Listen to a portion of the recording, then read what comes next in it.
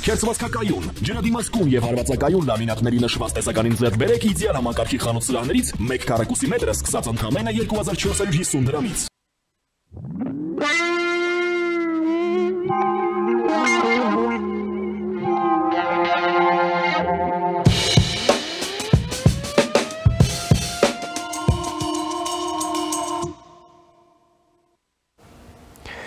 Ողջույն հարգարժան տիկնոյք եւ պարոնոյք, առաջին լրատվականի եթերում Մեհրաբյան on-line-ն է, ես Ռուբեն Մեհրաբյանն եմ։ Այսօր օրը հարուստ է միջազգային եւ տարածաշրջանային իրադարձություններով, որոնք ազդեցություն ունեն կամ կարող են ունենալ մեր տարածաշրջանային անվտանգային միջավայրի վրա։ Խոսքը վերաբերվում է նախ ռուս-ուկրաինական ուղղությանը քիչ առաջ հայտնի դարձավ, որ Ռուսաստանի նախագահ Վլադիմիր Պուտինը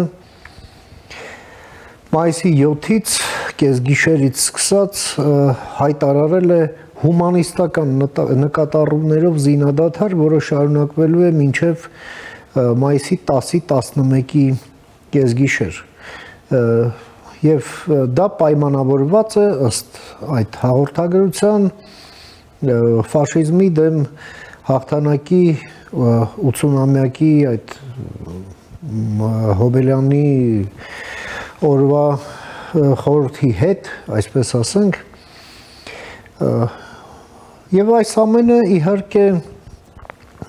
նշանակում է, որ փաստորեն մինչև մայիսի 7-ը ինչ պատերազմը պետք է շարունակվի։ Հիմա այս ամենը բնական է իր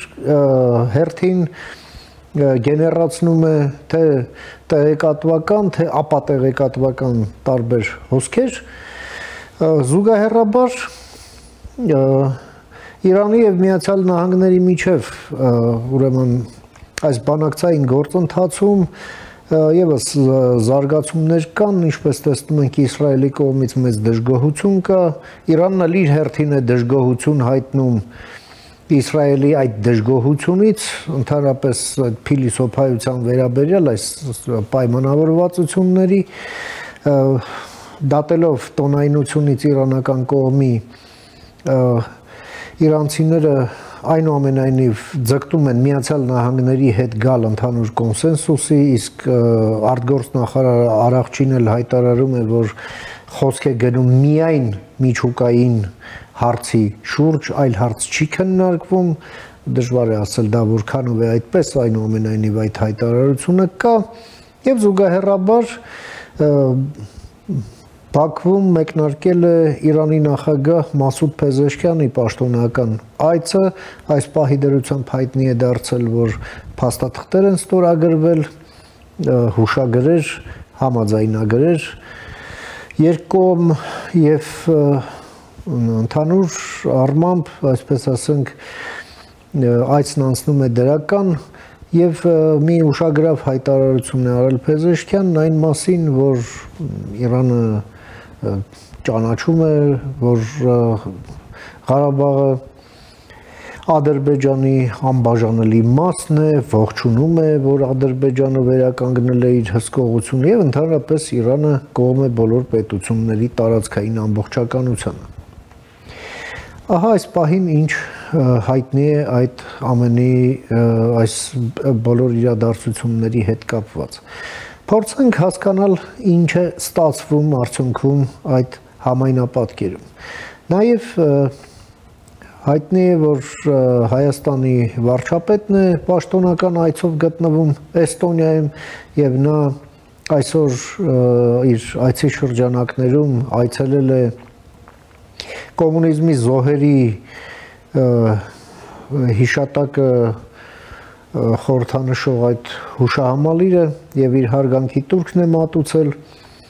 եւ այստեղ նաեւ հարցեր են առաջանում արդեն մեր հետ կապված, թե իսկ Հայաստանի պաշտոնական դիրքորոշումը որն է, փորձենք հասկանալ։ Եվ այդ նպատակով ես մի հարգարժան հյուր եմ հրավիրել տեսակապով մեր տաղավարում, սիրով ուզում եմ ներկայացնել մեր այսօրվա հյուրն է քաղաքական վերլուծաբան Բորիս Նավասարդյանը, բարև եք եկել պարոն Նավասարդյան, շնորհակալ եմ հրավերս ընդունելու համար։ Բարև ձեզ։ Պարոն Նավասարդյան, այսօր սկսենք նրանից, որ զինադադար է հայտարարել Ռուսաստանը եւ նաեւ կոչ է անում Ուկրաինային եւս հավատարիմ լինել այդ հումանիստական նկատառումներին, հա, եւ այդ կեսգիշերից սկսած 7-ից 8-ի կեսգիշերից սկսած պատերազմական գործողություններ չվարել, ձեր մեկնաբանությունը։ Դե մի կողմից այո, մենք տեսնում ենք այդ նախաձեռնությունը Վլադիմիր Պուտինի, որը երևի կարելի է բացատրել նրանով, որ Ռուսաստանում տեղի կունենան բավականին շքեղ տոնակատարություններ եւ այդ օրերին ցանկալի չէ, որ միջազգային մասշտաբով լինի Ռուսաստանին քննադատող ֆոն, եթե շարունակվեր պատերազմը, ապա դուր է գալիս Կրեմլին դա թե ոչ, ամեն դեպքում զուգահեռներ էին անցկացնելու եւ երկրորդ համաշխարհային պատերազմի միջև եւ հիմա ընթացող Ուկրաինայի նկատմամբ Ռուսաստանի ագրեսիայի միջև։ Դա անխուսափելի էր եւ կարծում եմ էլի անխուսափելի է, բայց Մոսկվան փորձում է մեղմել սուր այդ համեմատությունները եւ զուգահեռները։ Բացի դրանից, եթե իրականացում են ամբողջ երկրով տոնակատարություններ, իսկ պատերազմը նույնպես շարունակվում է, դա կարող է նշանակել, որ բավականին լուրջ հարվածներ ուկրաինական զորքերը կարող են հասցնել նաև ռուսական ենթակառուցվածքների վրա, հիմնականում էներգետիկ ոլորտի եւ ռազմական, ինչի ականատես ենք մենք լինում նաև վերջի ժամանակներում եւ պարզ է, որ դա իհարկե խանգարելու է այդ բոլոր տոնակատարություններին։ Մի խոսքով ես չէի համարի դա մարդասիրական նախաձեռնություն, դա ավելի շատ մարտավարական քայլ է Ռուսաստանի կողմից, որպեսզի տպավորություն ստեղծվի, որ այդ տոնական օրերին Ռուսաստանի համար նաև ամեն ինչ հանգիստ է եւ այն պատվավոր հյուրերը, որոնք գալիս են տարբեր երկրներից, թեև այդքան էլ շատ չեն, ինչքան կուզենար Կրեմլը, որպեսզի կարողանան այնտեղ մասնակցել բոլոր դիսակատարություններին։ Բայց կա նաև մյուս շերտը, սրա հասկանալի է, որ ինչ որ խորհրդանշական կապեր նույնիսկ Ռուսաստանն է շահագրգռված անցկացնել եւ ռազմական շքերթի եւ մյուս միջոցառումների միջև եւ Ուկրաինայում վարվող պատերազմի հետ իր ցանկացած զուգահեռ անցկացնելով, որ եւ 80 տարի առաջ եւ հիմա պատերազմ է մղվում ֆաշիզմի դեմ։ Եվ դա ես կարծում եմ ամենազգայուն պահն է այն միջոցառումների, որոնք անցկացվելու են մասնավորապես Մոսկվայում եւ այդ միջոցառումներում օտարերկրյա ներկայացուցիչների, այդ նաեւ ղեկավարների մասնակցությունը։ Եվ իհարկե ես կուզենայի, որպեսզի եթե ամեն դեպքում քաղաքական որոշում կայացվել է Երևանում, որ Նիկոլ Փաշինյանը պետք է մասնակցի ռազմական շքերթին, անհրաժեշտ էր հայեցել Ռուսաստանից բոլոր նկարագրությունները, սցենարները, ինչ է արվելու, ոնց է անցկացվելու, ինչ է խոսվելու եւ միայն այն դեպքում, եթե կրկնում եմ, եթե արդեն քաղաքական որոշումը կայացվել է, որ եթե ամեն դեպքում կան այնպիսի էլեմենտներ սցենարի, որոնք հնարավորություն կտալ ասել, որ բոլոր մասնակիցները, որոնք այնտեղ են աջակցում են նաև Ռուսաստանի կողմից մղվող պատերազմին, այդպիսի համատեքստում ներկա լինելը ուղղակի անընդունելի եւ անթույլատրելի։ Հայաստանի ներկայացուցիչների համար։ Ես շատ կուզենայի, որպեսզի այդ հարցին բավարար լուրջ ուշադրություն դարձվեր, քանի որ նույնիսկ ակնարկներ կային, որ զորքերի մի մասը, որոնք մասնակցում են ռազմական շքերթին, անմիջապես այնտեղ գնալու են ռազմաճակատ եւ դրա մասին հայտարարվելու են։ Բնականաբար նման միջավայրում գտնվելը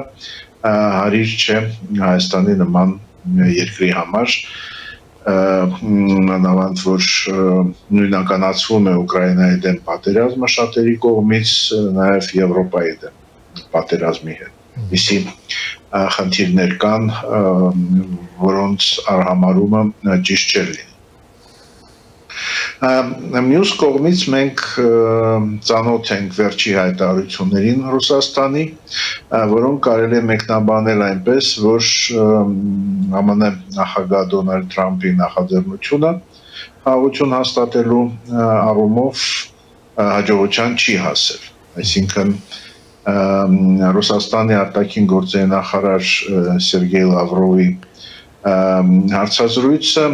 արևմտյան առաջատար լրատվամիջոցներից մեկին, եթե չեմ սխալվում, BBC-ն էր, քանի որ շատ է տեղեկատվական հոսքը կարող եմ նաև սխալվել, բոլոր այն պահանջները, որը Ռուսաստանը ուներ եւ 4 մարզերի ճանաչումը Ռուսաստանի կազմում եւ Ուկրաինայի դեմիլիտարիզացիան եւ դենացիֆիկացիան եւ որևէ բլոկին չի միանալու Ուկրաինայի երաշխիքները եւ բազմաթիվ այլ պահանջներ, որոնք հնչեցվել են վերջի տարիների ընթացքում Ռուսաստանի կողմից, ուժի մեջ են մտնում, իսկ դա նշանակում է նաեւ, որ այն բանաձևը, որը ընկած էր Դոնալդ Թրամփի առաջարկություններում, չի համընկնում Ռուսաստանի դիրքորոշման հետ եւ կարելի է սպասել, որ Վաշինգտոնը իր հերթին կհայտարարի, որ դուրս է գալիս միջնորդի իր դերակատարությունից, թեև իհարկե դեռ կարող են այլ զարգացումներ լինել։ Մի խոսքով Վլադիմիր Պուտինը հայտարարում է մարդասիրական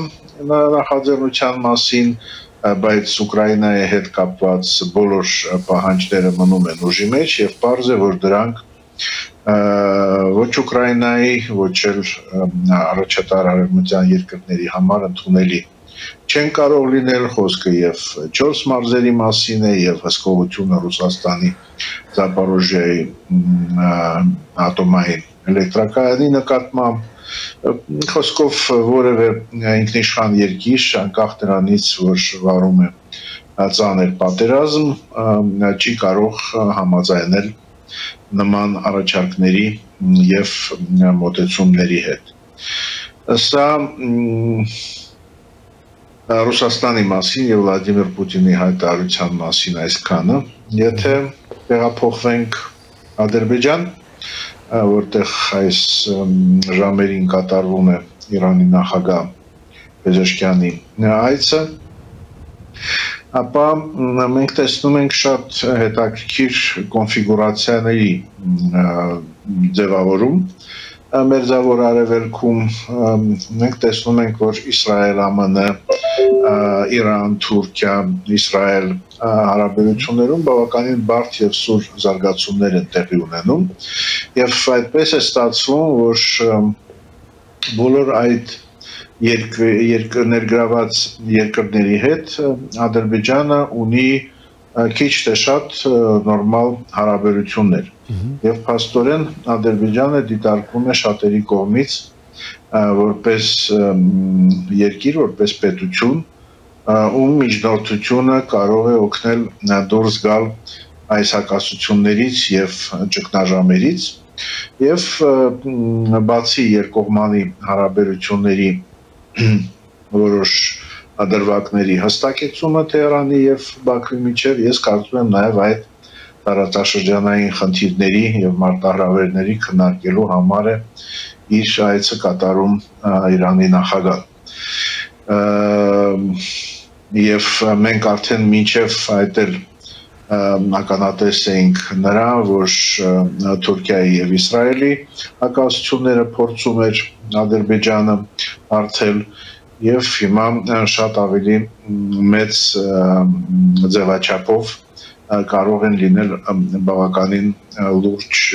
բանակցություններ Բաքվում, մանավանդ որ սպասվում է նաեւ Իսրայելի վարչապետի այցը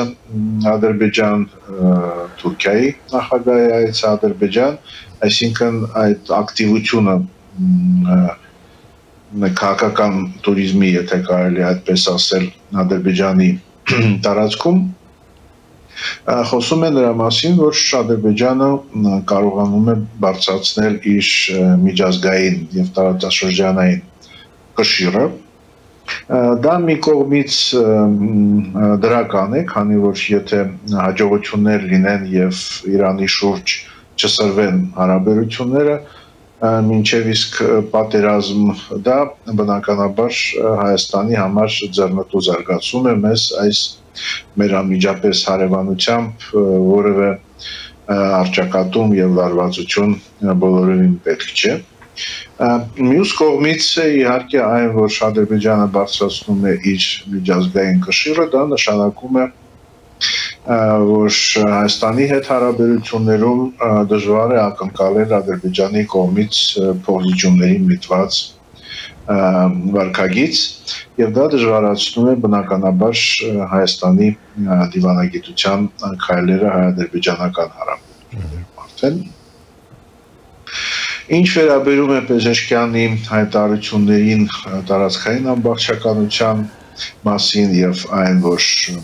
ողջունում է Իրանը, որ Ադրբեջանը վերականգնել է իր տարածքային ամբողջականությունը, ապա կարծում եմ այստեղ որևէ նորություն չկա։ Դա շարունակությունն է այն հայտարարությունների պաշտոնական, որոնք հնչում են Թեհրանից դեռ 44 օրյա պատերազմի օրերից։ Պարոն Նավասարդյան, այս ամենը իհարկե եւս մեկ շերտ է աճում վրան կապված Հնդկաստան-Պակիստան դիմակայության հետ։ Քիչ առաջ հայտնի դարձավ, որ Թուրքիայից մի քանի ռազմական օդանավերով Պակիստանին ռազմական օգնություն է ցուցաբերվել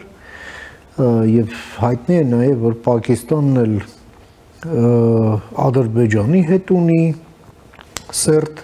ռազմավարական մակարդակի հարաբերություններ, դե իսկ Հնդկաստանն էլ ավելի սերտ հարաբերություններ ունի մեր տարածաշրջանում, կարելի ասել ամենասերտ հարաբերություններն ունի Հայաստանի հետ։ Այդ դիմակայությունը հարավային Ասիայի այդ սուբկոնտինենտում, հա, ինչ որ պրոյեկցիա ունի մեր տարածաշրջանի վրա կամ կարող է ինչ որ ձևով ունենալ կամ ազդել մեր տարածաշրջանային միջավայրի վրա անվտանգային, թե այնուամենայնիվ այս բոլոր խոսակցությունները ընդհանրապես, այսպես ասենք, տեղեկատվական աղմուկ է մեր տարածաշրջանի պարագայում։ Կարծում եմ, եթե խոսենք այդ նոր կետի, հա, լարվածության, որը ձևավորվել է Հնդկաստանի եւ Պակիստանի միջև դրա հետ կապված բոլոր խնդիրները մարտահրավերներ եւ բացասական հետևանքները մակերեսում են։ Դուք նշեցիք իհարկե, որ Թուրքիան եւ Ադրբեջանը ամենասերտ դաշնակիցներից են Պակիստանի եւ հակառակը։ Պակիստանը մնում է այն երկիրը, որը հենց հայ-ադրբեջանական հակամարտության պատճառով չի հաստատում դիվանագիտական հարաբերություններ Հայաստանի հետ։ Ես կարծում եմ, որ հաշվի առնելով Պակիստանի դերակատարությունը 44 օրյա պատերազմում Հայաստանել առանձնապես ակտիվություն չի կարող ցուցաբերել գոնե այս փուլում դիվանագիտական հարաբերությունների հաստատման եւ ընդհանրապես հարաբերությունների զարգացման տեսակետից այդ երկրի հետ մյուս կողմից այո ինչպես դուք նշեցիք Հայաստանը բավականին լուրջ մերձեցման միտված քայլեր է անում Հնդկաստանի հետ եւ Հնդկաստանը, եթե չեն սխալվում մեր ռազմագետները, դարձել է Հայաստանի սպառազինություններ մատակարարող համար մեկ երկիրը եւ բնականաբար ցանկացած լարվածություն եւ հաղորդակցությունների ճանապարհային հաղորդակցությունների տեսակետից եւ ընդհանրապես պատերազմի հեռանկարը խոսում է նրա մասին, որ Հնդկաստանից Հայաստան սպառազինությունների մատակարարման խնդիրներ կարող են առաջանալ։ Դա իհարկե բոլորովին ձեռնտու մեզ եւ ընդհանրապես ցանկացած նոր օջախ լարվածության եւ անվտանգությանը մարտահրավերներ ներկայացնող չի բխում ոչ մեր տարածաշրջանի ամբողջությամբ, ոչ էլ մասնավորապես Հայաստանի շահերից եւ երբ քո շուրջը ամենտեղ հրդեհ է, բնականաբար պետք է լրացուցիչ ջանքեր գործադրել, որպեսզի գոնե մեր տարածաշրջանում, Հարավային Կովկասում նվազեն լարվածության օջախները եւ մասնավորապես անհրաժեշտ են հետեւական եւ լուրջ քայլեր հայ-ադրբեջանական հակամարտության հաղթահարման տեսակետից, այսինքն ակնհայտ է, որ եթե կայուն եւ խաղ եւ անվտանգության տեսակետից ապահոված իրավիճակ լինի Հարավային Կովկասում, ապա մեր կողքը այդ լարվածության օջախները ավելի քիչ շանսեր ունեն ազդելու մեր խնդիրների վրա, թեև պարզ է, որ երբ լինում է եւ եթե լինում է պատերազմ, ունենում է սպաստականների հոսքեր եւ դա նույնպես, նույնիսկ եթե քո մոտ ամեն ինչ խաղ է, դա նույնպես անվտանգային տեսակետից լավագույն զարգացումները չեն։ Այսինքն մենք պետք է շահագրգռված լինենք, որպեսզի եւ Հնդկաստան-Պակիստան հարաբերություններում եւ Իրանի շուրջ այդ հակամարտությունը գտնի իր լուծումները եւ եթե Հայաստանը կարող է այստեղ որևէ դիվանագիտական դեր խաղալ,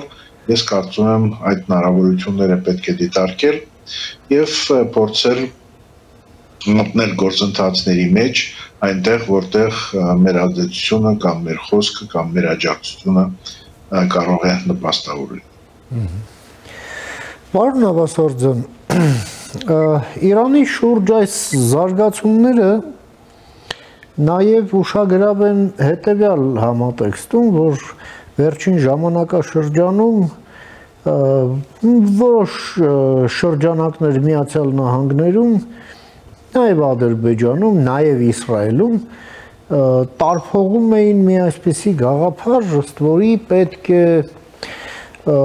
քանի որ Իրանի հետ կապված այս առճակատումը միտում ունի էլ ավելի ընդլայնման, սրման,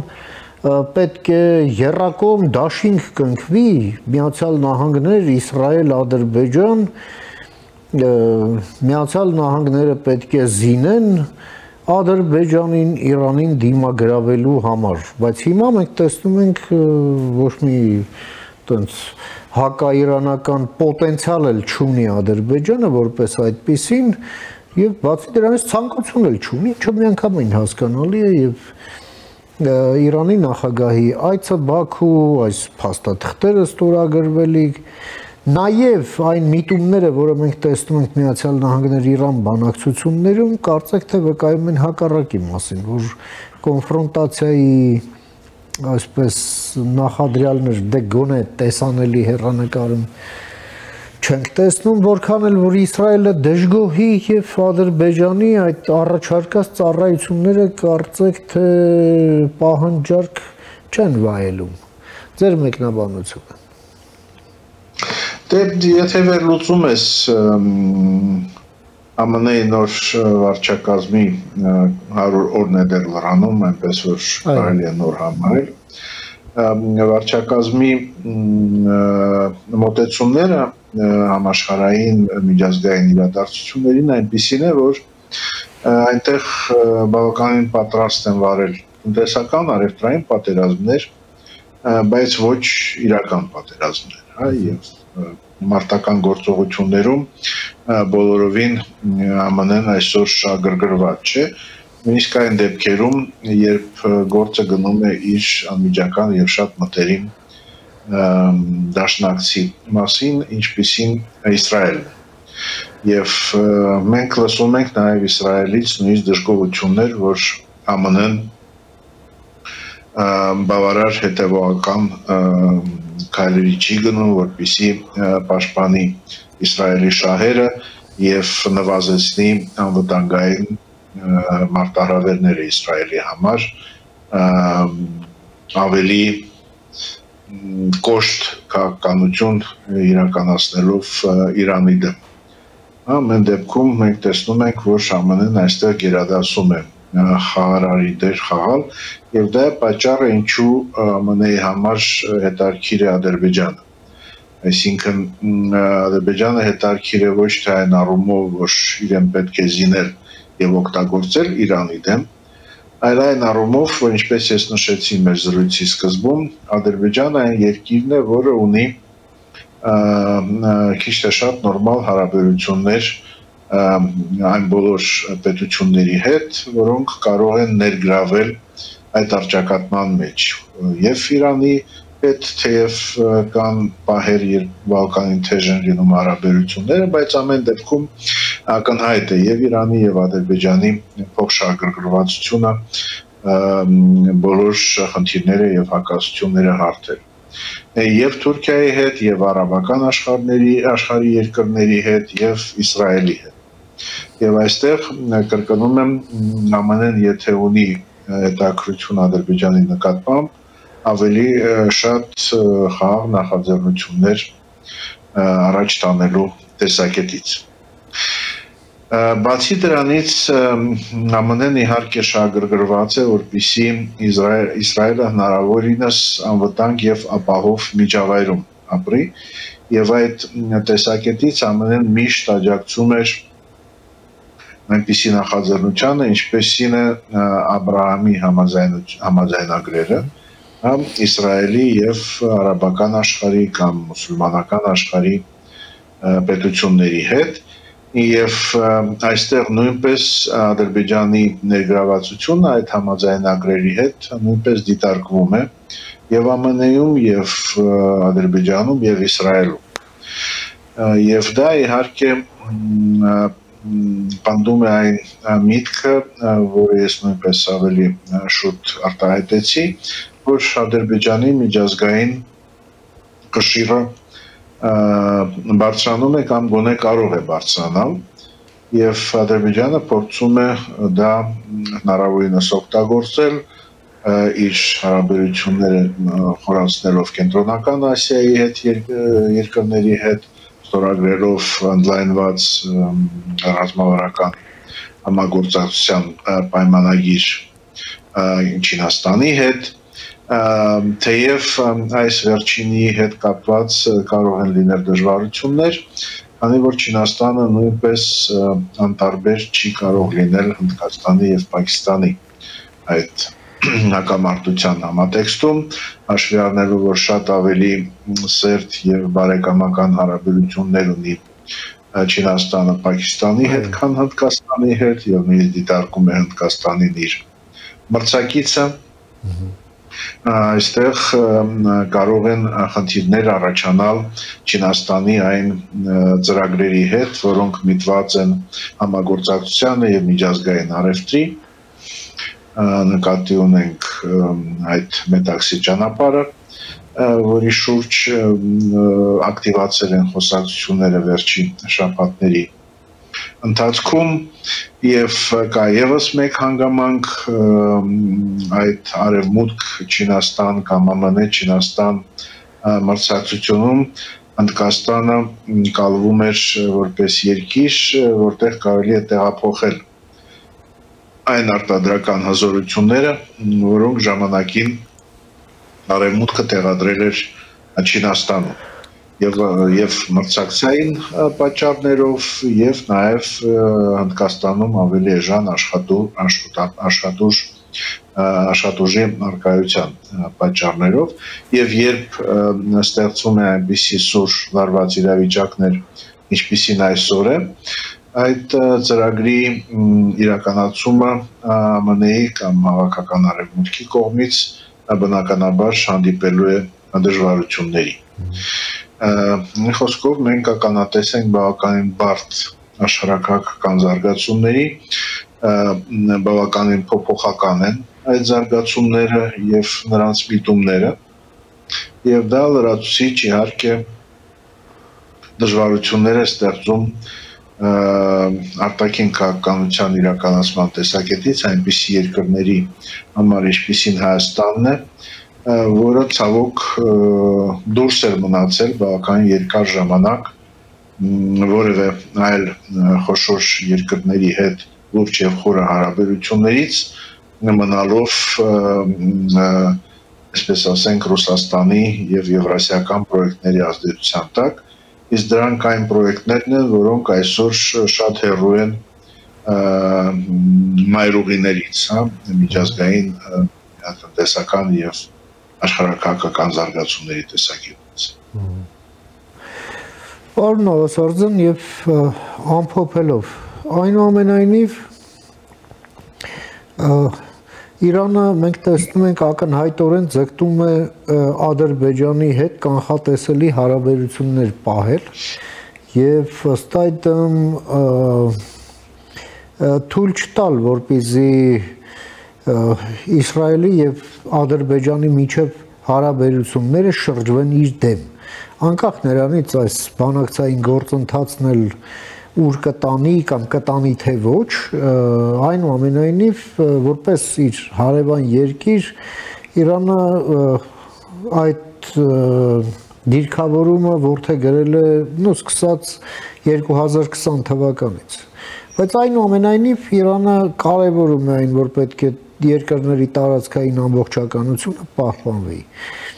Նաև այդ այսպես կոչված Զանգեզուրի Միջանցքի հետ կապված եւս Փեզեշկյանը այդ մասին խոսեց, որ դե գիտեք ինչ, պետությունների տարածքային ամբողջականությունը պետք է հարգվի,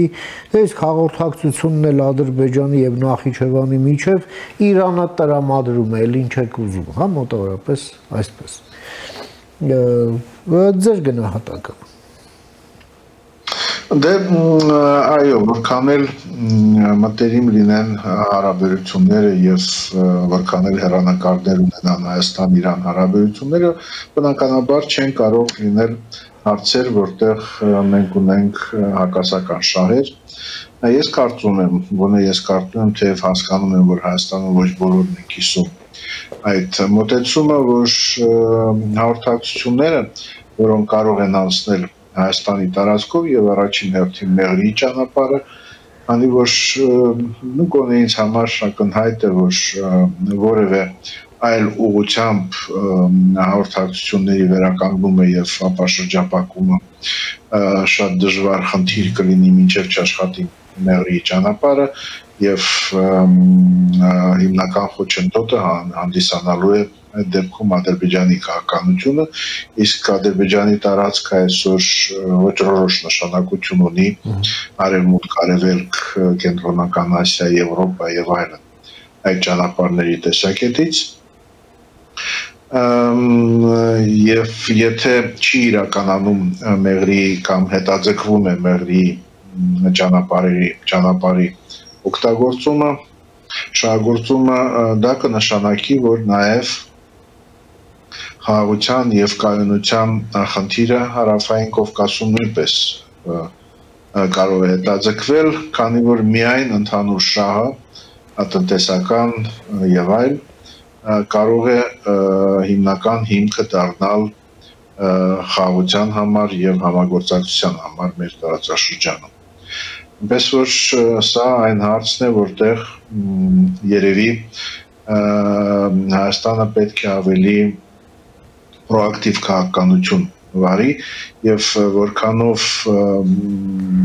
marginal դաշտ է մղվում ընդհանրապես նախագիծը Մեղրիի ճանապարհի շահագործման այդքան այդ խաղաղության հեռանկարները նույնպես հեռու են դառնում Մենք տեսնում ենք նաև, որ հաշվի առնելով տարբեր հնարավորություններ իրավիճակի զարգացման տեսակետից նաև հաղորդակցությունների հետ, արդեն Ադրբեջանն էր արդեն այդքան չի շտապում Մեղրիի ճանապարհի հետ կապված գործողությունների, մենք գիտենք, որ արդեն մոտենում է երկաթուղուն շինարարությունը Հայաստանի սահմանին եւ երբ այդ աշխատանքները ավարտվեն արդեն Ադրբեջանը կանգնած կլինի ընտրության առջև, թե որ ուղղությամբ է շարունակվում Իրանի տարածքով, թե Հայաստանի տարածքով, այսինքն մեր կողմից նաև որոշումներ կամ քայլեր ձեռնարկելու տեսակետից ժամանակը բավականին քիչ է մնում եւ բացի այդ խաղաղության խաչմերուկի տեսական մոդելը ներկայացնելուց անհրաժեշտ են ես բազմիցս դա ասել եմ նաև պրակտիկ քայլեր հուսով եմ դա անցալում են նաև Հայաստանի կառավարություն եւ մենք այսօր տեսնում ենք նաև Եվրամիության եւ եվրոպական երկրների շահագրգռվածությունը որպեսզի ի վերջո հաղորդակցությունները անպայման անցնեն Հայաստանի տարածքով, քանի որ այնտեղ բացի դրանից, որ բնականաբար մեր գործընկերներն են եւ ցանկանում են, որ Հայաստանը ունենա զարգացման եւ կայունության հեռանկարներ, այնտեղ նաեւ սեփական շահերից են ելնում հասկանալով, որ այդ կենտրոնական Ասիա Եվրոպա ռազմավարական համագործակցության ծրագրերը միայն այն դեպքում արդյունավետ կլինեն, եթե հարավային Կովկասում լինի խաղաղություն։ Իսկ խաղաղության համար, ինչպես ես նշեցի, անհրաժեշտ են ընդհանուր տնտեսական առաջին հերթին շահեր մեր տարածաշրջանի երկրների միջև եւ առաջին հերթին որպեսզի այդ հաղորդակցությունների շահագործումը նպաստի Հայաստանի եւ Ադրբեջանի միջև խաղաղությանը։ Առայժմ մենք չենք կարող ասել ինչպիսի ազդեցություն կունենա Եվրամիության այդ առաջարկները կամ նախաձեռնությունները Ադրբեջանի համար միանշանակ չէ Բաքվի արձագանքը դրան մենք կարող ենք լսել Բաքվից, որ արդեն կա ճանապարհը Ադրբեջանից Վրաստանով, հետո Թուրքիայով եւ որևէ այլ բան անհրաժեշտ չէ, բայց կարծում եմ Ադրբեջանում էլ շատ լավ հասկանում են, որ որքան բազմազան լինեն ուղիները, որոնք անցնում են հարավային Կովկասով, այդքան դրանց արդյունավետությունը, դրանց նկատմամբ պահանջարկը կմեծանա եւ ի վերջո դրանից շահելու են բոլորը եւ այս առումով անհրաժեշտ է որ հնարավորինս ընդհանուր պատկերացում ունենան Բաքուն եւ Երևանը այս հաղորդակցությունների հետ կապված ծրագրերում եւ եթե դա տեղի կունենա ես կարծում եմ նաեւ կարելի է եւ հնարավոր կդառնա նաեւ Իրանի այդ դիմադրությունը նվազեցնել առաջարկելով միգուցե որ մասամբ նաև Իրանը այդ արևմուտք-արևելք ճանապարհներում կարող է ունենալ իր դերը եւ իր շահերը։ Մի խոսքով, ինչպես եւ բոլոր մնացած հարցերում, որ մենք ձեզ այսօր քննարկել ենք, խորը մանրակրկիտ եւ հետեւական աշխատանք է պահանջում եւ արտաքին քաղաքականության զբաղվող կառույցներից Հայաստանի եւ նաեւ տնտեսական հաղորդակցությունների հարցերով զբաղվող գերատեսչությունների եւ ցանկալի է որպեսզի այդ աշխատանքները լինեն համակարգված, լինեն լավ մշակված եւ այդ դեպքում այն ընդհանուր մոտեցումը, որը կարծես թե նշված հարցերում ունեն Հայաստանը եւ Եվրամիությունը առնվազն ավելի համեստ վերաբերմունք դրա նկատմամբ, բայց նույնպես նպաստավոր մոտեցում ունի ԱՄՆ-ն եւ այստեղ կարծում եմ շանսեր կան հասնել այնպիսի արդյունքների, որոնք կապահովեն Հայաստանի բոլոր տեսակետները։ Շատ շնորհակալություն, պարոն Նավասարդյան, ձեր այս կարևոր եւ հանգամանալից դիտարկումները եւ եզրակացությունները մեր հեռուստադիտողին ներկայացնելու եւ ձեր ժամանակից մեր եթերին հատկացնելու համար։ Բարին ձեզ։ Շնորհակալություն, պարոն Արաքյան։ Մենք լսեցինք մեր գործընկերոջը, քաղաքական վերլուծաբան Բորիս Նավասարդյանին, լսեցինք իր դիտարկումները կապված մի շարք միջազգային եւ մեր տարածաշրջանի վերաբերվող հարցերի հետ։ Կարդաթարից հետո կհանդիպենք, մնացեք առաջին լրատվականի հետ։